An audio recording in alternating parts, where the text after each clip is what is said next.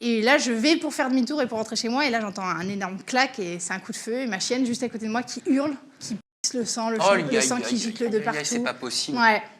C'était dehors ou dans la maison? C'était dehors, c'était sur ma terrasse. Vraiment, tu vois, j'étais... donc, c'était pas dans le jardin. Ok, donc c'était voulu, c'était visé. Ah oui, ah bah oui, là, c'était visé, ouais. Parce que tu dis, ça aurait pu... quelqu'un a tiré dans mon jardin en pleine nuit à quelques mètres, la balle arrivait dans mon ventre et mon bébé. Ouais, elle aurait pu... en fait, j'étais à peut-être 2-3 mètres de la chienne. Donc, la personne...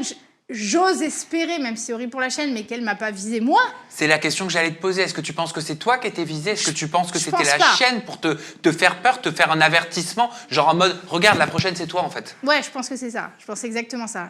En tout cas, moi, je l'ai pris comme ça.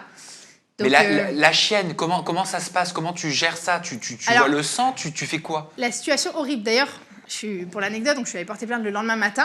Enfin, le lendemain matin, quand il faisait jour et tout, et les gendarmes m'ont dit « Mais pourquoi vous avez attendu si longtemps ?» Et j'aurais dit « Mais attendez, je vous explique la nuit que j'ai vécue. » Parce que moi, donc, cette chienne se fait tirer dessus, elle hurle et tout. Donc là, en fait, je sais pas comment expliquer, mais c'est l'angle de ma maison, et donc le tir vient de là. Et donc moi, j'entends le coup de feu, et par réflexe, vu que je suis enceinte, je me mets derrière je recule de quelques mètres, et en fait, d'un coup, je suis protégée par ma façade. Si le tir vient de là où je crois, de la maison suspectée, par moi en tout cas. Donc là, je mets la chienne, j'appelle la chienne pour qu'elle se mette à l'abri, parce que je me dis la personne, elle a peut-être retiré. Oh, elle vient pas parce ça a transpercé 2 pattes, donc elle n'arrive plus trop à marcher.